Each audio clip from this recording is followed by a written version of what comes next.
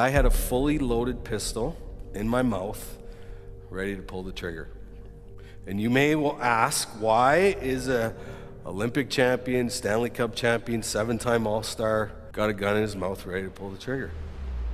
Well, my experience as a very young child was one of constantly living in fear. My dad was an alcoholic, my mom was a prescription pill addict, and my complete and entire existence in life was complete and utter chaos. When I was 6 years old, I moved to a community in Russell, Manitoba, and the thing that I loved to do the most was I loved to play hockey. And then when I was 14 years old, over a 2.5-year period of my life, I was raped 150 times by my coach. And so I never slept for 27 years. Never slept. Because I was molested in a dark room where I couldn't see anything. And so every time I shut my eyes at night, I was in that dark room waiting for this man to force himself upon me. What I was left to deal with was the aftermath of all of these traumatic experiences. So I became addicted to drugs and alcohol and sex and gambling and food and workaholism to overcome the pain and suffering. But I faced consequence because of my drug addiction and my alcoholism. They kicked my ass out of the NHL. And so the reason why I had this gun in my mouth was I was completely and utterly exhausted from living in emotional pain and suffering for most of my life.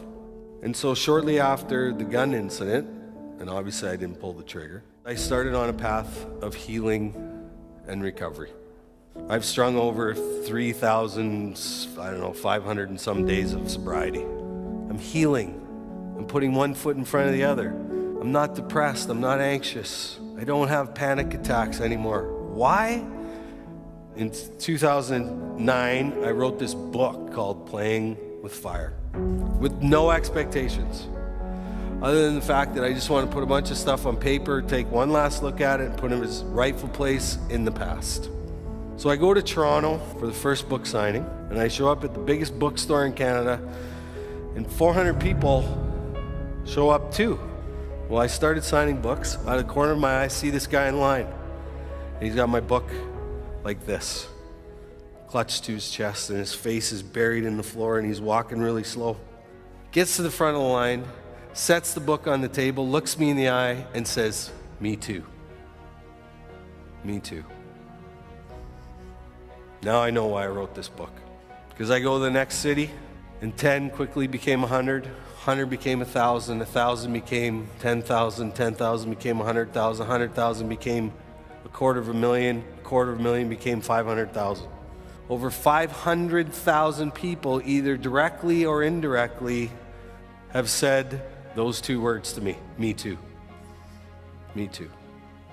And so for 6 years, I've traveled back and forth and back and forth and back and forth and back and forth and back and forth and back and forth and everywhere else in between, talking about trauma.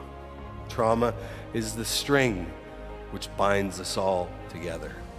There's a whole bunch of people out there that are hurting, that need a safe place to tell their story. And that's what this is about.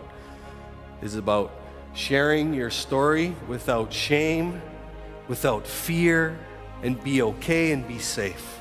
My reality is the same reality that 1 in 3 girls and 1 in 5 boys have experienced in their lifetime. Look in the room. How many people are in the room? 1 in 3. In 2009, I was shitting in my pants, going, what have I just done? And you know what you all did for me? You know what you said? You didn't shame me. You know what you said? Man, you have courage. Man, you have strength. And guess what? That's all I needed to hear. So we have an opportunity. We need people that talk about compassion, talk about love, talk about connection, and are willing to have the tough conversations. Do you want to be a part of it?